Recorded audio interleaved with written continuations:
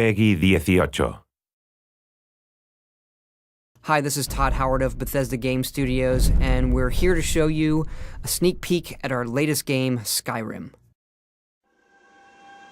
Each time we do a new Elder Scrolls game, we'd like to start fresh, and Skyrim is no different. Coming off of Oblivion, and then the team did Fallout 3, we had a huge list of things we knew we wanted to do technically with the current generation of hardware and PCs to bring a virtual fantasy world to life. So we've rewritten the render, we've rewritten all the gameplay, the scripting language, the faces, the foliage, and all this comes together in our new engine we call the Creation Engine. So we're interested in all the little details like this plant here, the medium details of these logs and trees, and all the way up to distant mountains. And if you've played our previous stuff, you know that mountain is not just a backdrop. You can walk all the way to the top of that mountain. And it's a huge world. Like our previous games, you can create any kind of character you want and then go do what you want. The game's primarily designed as a first-person game, but you can also play in third person.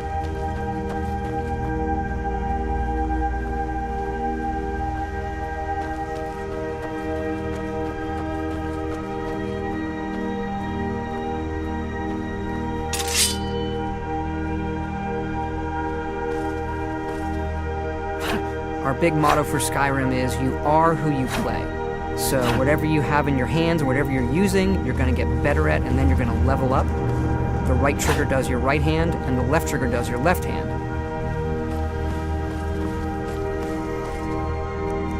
And you could put either a weapon or a spell.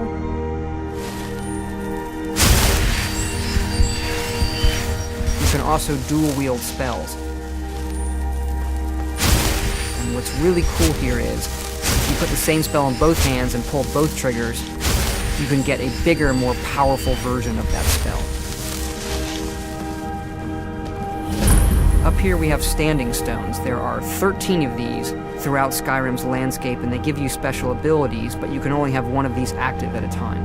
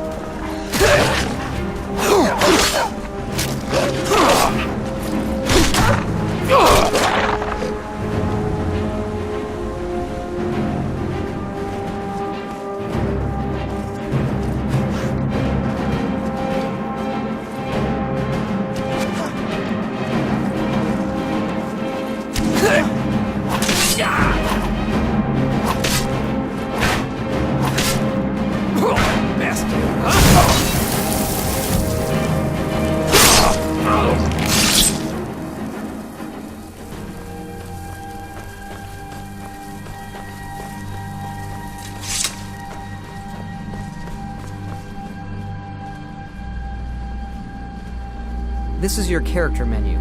Here you can see all your items, not just what they do stat-wise, but also what they look like. Each of the thousands of objects you can find can be zoomed in, rotated, and looked at in high detail.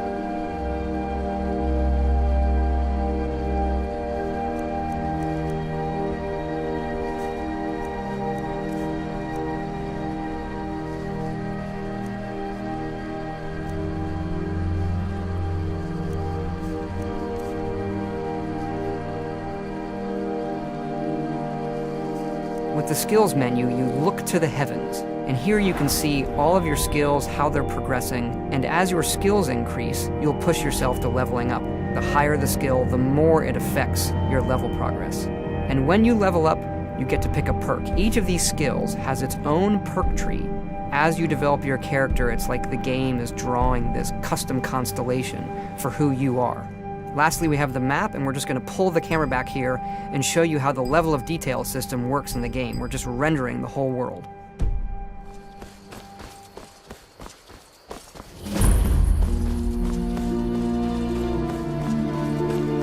dragon! I saw a dragon! What? What is it now, Mother?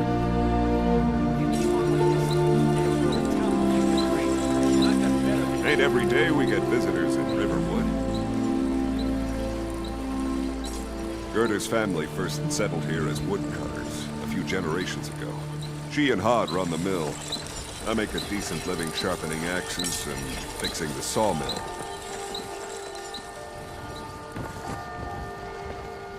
Here for work?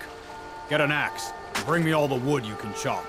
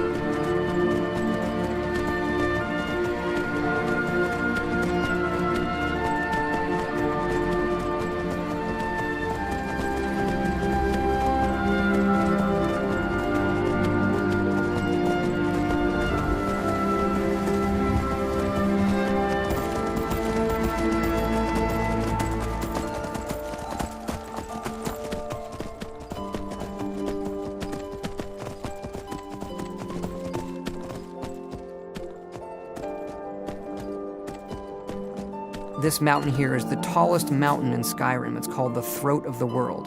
It is home to the Greybeards, who are masters of the voice. The voice is the ability to use the language of dragons and form these magical shouts. And this is a power that you will learn throughout Skyrim's main quest.